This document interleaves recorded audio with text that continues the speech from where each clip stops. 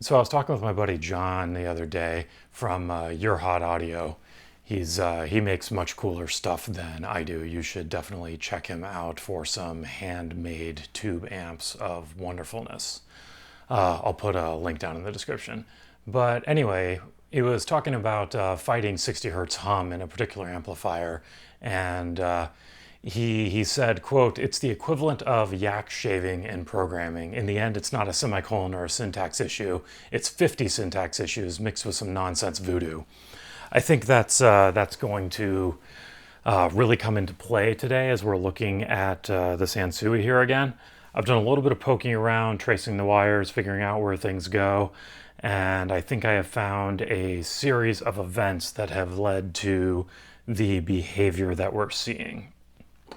So before we go anywhere, let's start by tracing things out so you've got a little bit of an understanding of where things all go here and what the switches do. So on the power board here, these two are the two sound signals. This guy is ground.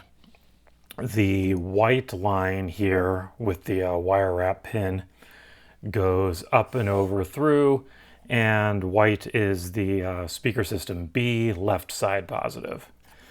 And then the red comes over here and is speaker system B, right side positive. And then blue and gray are the blue and gray here. So you're right and left positive on speakers A. So it makes sense that the switches toggle in the speaker connections, basically. Now, moving over, this is your headphone jack, and it's got a couple of resistors that go across there.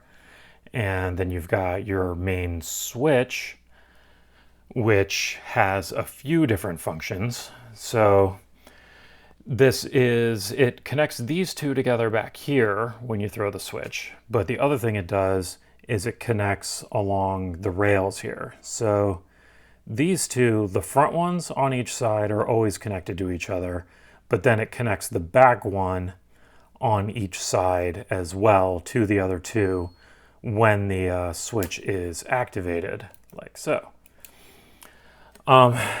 So before we flip it over and see the mess on the other side, we'll trace the wires here. So the brown wire here that comes into half of the, what you would think is the normal power switch, goes up here, runs down around, goes down, and is connected right here, which is hardwired to the 120 input. So this line is always hot when you're plugged in. And then this line here, the other half of that switch, when it's turned on, has this white wire which runs up here, and this one winds up going up here to the switched outlet to be the hot side of the switched outlet. And you can see that the ground for the switched outlet is tied straight to the ground of the unswitched outlet, which is tied straight to the power cord. So then the other white lead coming off of the switch comes over here, goes into this wire wrapped pin here, which is then connected to the fuse, goes to the other side of the fuse, then goes off and actually goes into the transformer, does everything you would expect it to do to go off and power the amp. So it would make a lot of sense that these two would be switched by the switch. Now, if we look at the other side of the board, this is where things get interesting. So we've got these two resistors here bridging the first and third of the front pins. So these are the same. These pins up here are these pins down here. And then these back here, 1 and 3, are the two sides of the resistor down here. And what these are bridging, this trace here is one of the speaker channels, and then this trace here is the other one. I don't remember which one's left and right. I could probably figure it out by things we'll measure out here momentarily that I've already taken a little bit of a look at. But the other real interesting piece here is if you look back here, the two posts that would be switched by the switch have been connected together by a piece of wire. This looks slightly factory, other than the fact that it doesn't make any sense at all. So I feel like somebody just did this. I'm not sure why they did this. And then if you look at the resistors here, there are a couple things of note. One, this is kind of messy. It's like you can see the flux stains on the board, which kind of feels like this has potentially been redone. It had to have been redone a while ago because these are not modern resistors here. And the other thing that becomes of merit, these are old enough and the color bands have worn off enough that I'm not positive, but I don't think they're supposed to be the same value judging by the color bands, and they definitely don't read to the same value, which I'll show you in a minute. But if you look at the wiring diagram, they should be identical. So now we're starting to get into, have you put the puzzle together? So it doesn't ever actually turn off because the main power switch, which is just these two terminals back here, is bridged.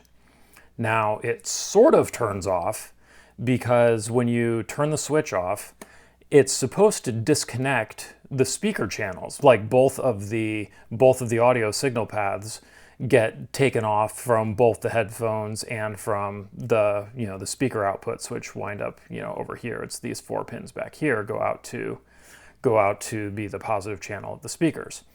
So what I think the resistors are here for is how when you turn the amplifier off on these old amps, it continues playing kind of quietly and then bleeds itself down. I think the resistors are here in order to facilitate that, but I'm not entirely sure how that is, how that's supposed to work, but I think that's what that's doing. So yeah, so the action of the switch, to recap here, both is supposed to be disconnecting these 2 pins and then disconnecting the straight connection across here and allowing the remaining power to bleed out through these 2 resistors.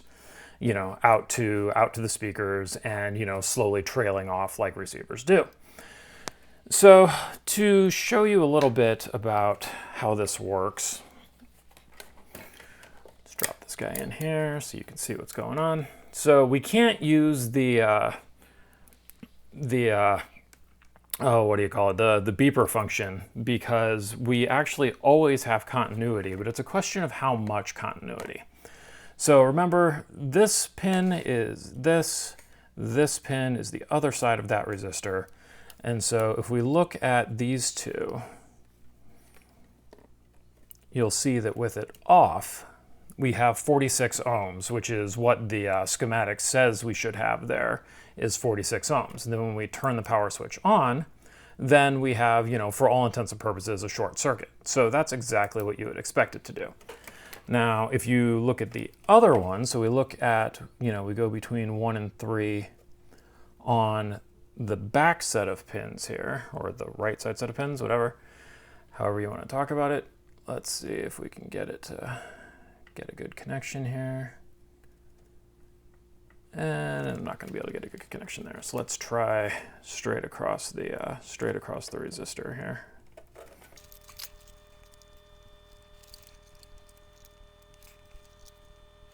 So you can see here, going straight across the resistor, sometimes futzing with it I could get a reading here, but it's showing, that there's no connectivity at all here.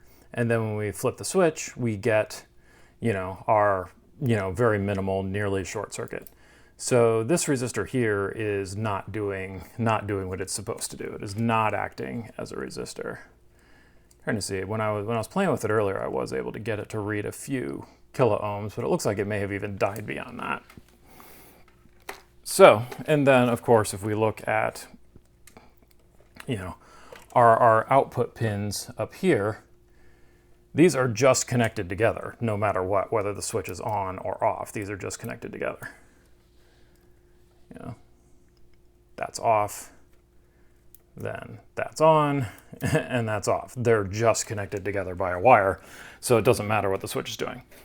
So again, to go back here and explain our behavior, what's happening when you turn it off is that the main power connection is staying on. That explains why the light stays on and why the actual amplifier stays on.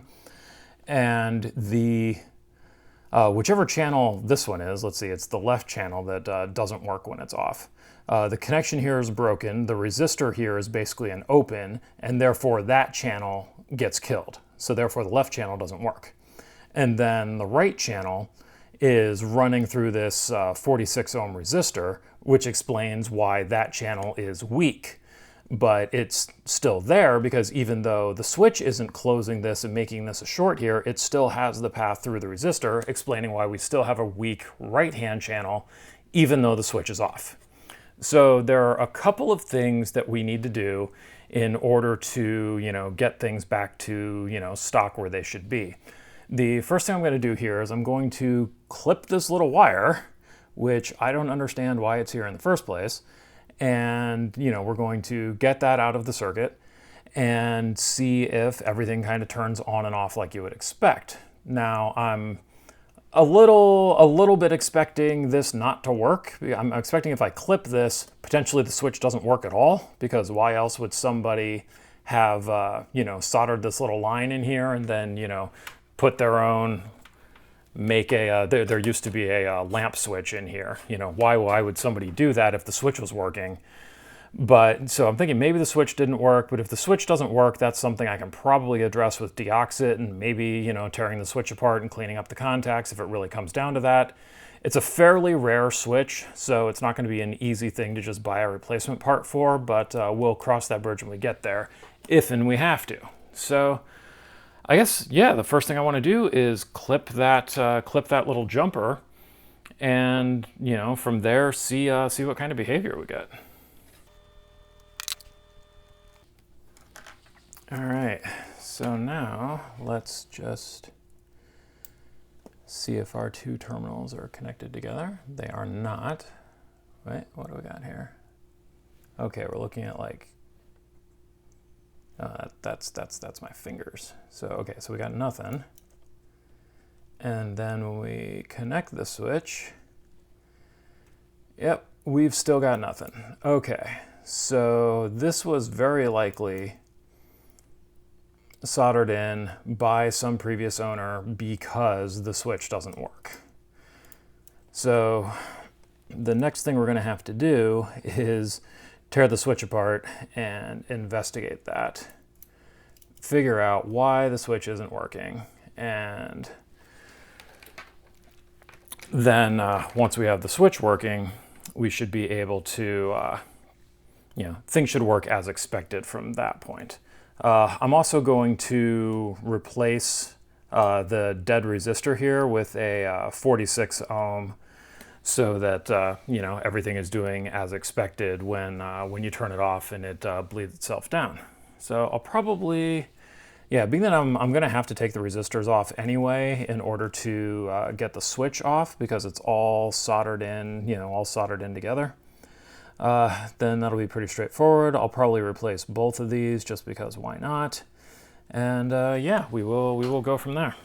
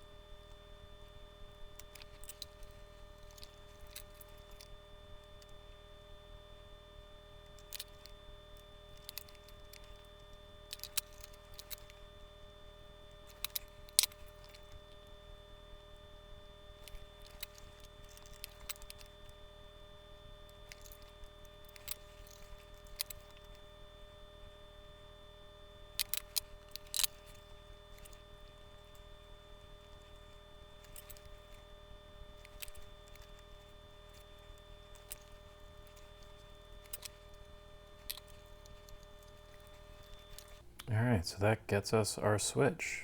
That was a bit of a pain, but we have our switch now. And we should be able to confirm that the switch is not doing what we want.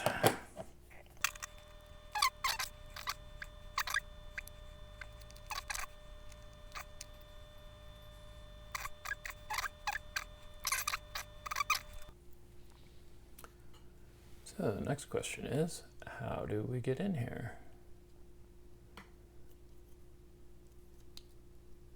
My understanding is that you can just kind of pry these things open very, very carefully.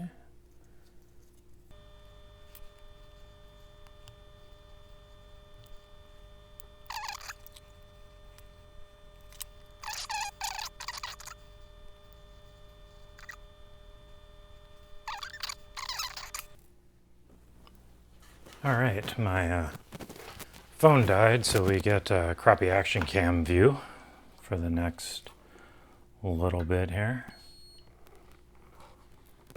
So we try and figure out how this switch goes back together.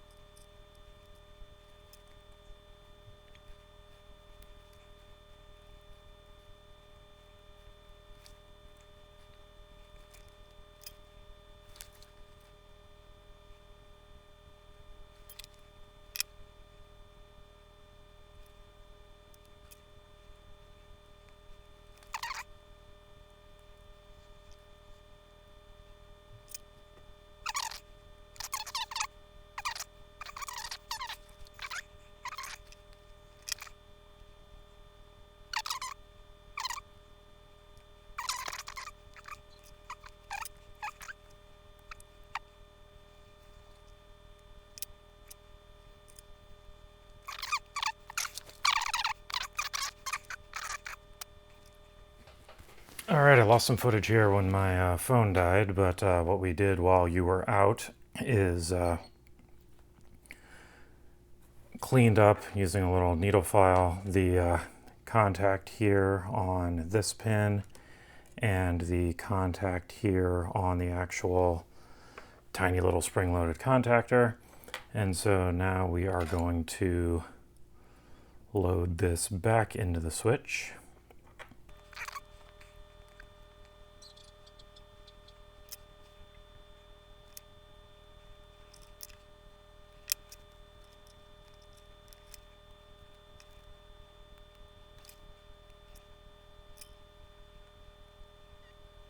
Really should be something there to help it track better. Actually, there is. You can see there's this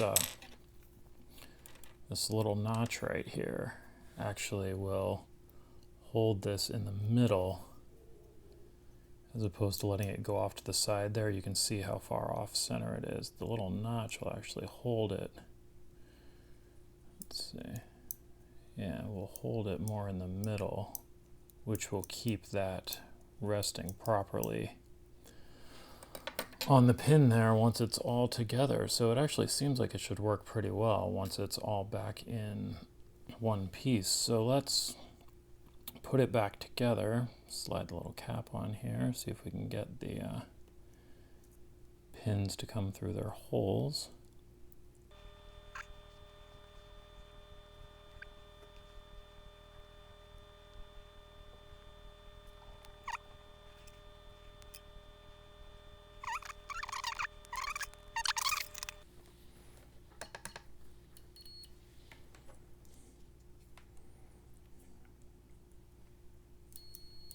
Hey, look at that. All right. That was a non-trivial amount of work to make a switch. So now, bring this all back out here where we can see what we're doing. And the white here goes on the back. Let's see, do we want to do that one first? No, it looks like we've got a little more. It's a little easier to get to that one. Let's do this one first. Let's see. Looks like, yeah, we've got enough lead wire to work with here. I'm going to clip this off right at the end and get us a nice fresh end here to work with. Maybe a little more.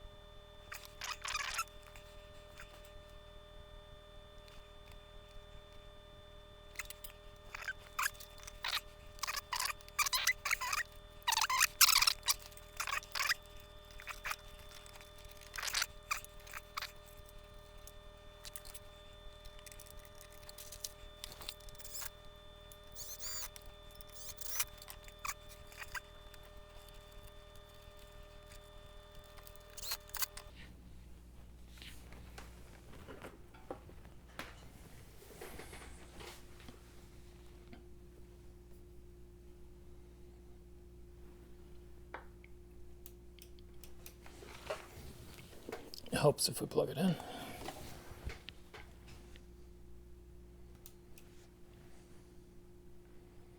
All right, we want speakers A, and we want aux. And then we want to be able to turn it off. And it fades out nicely on both channels. Look at that.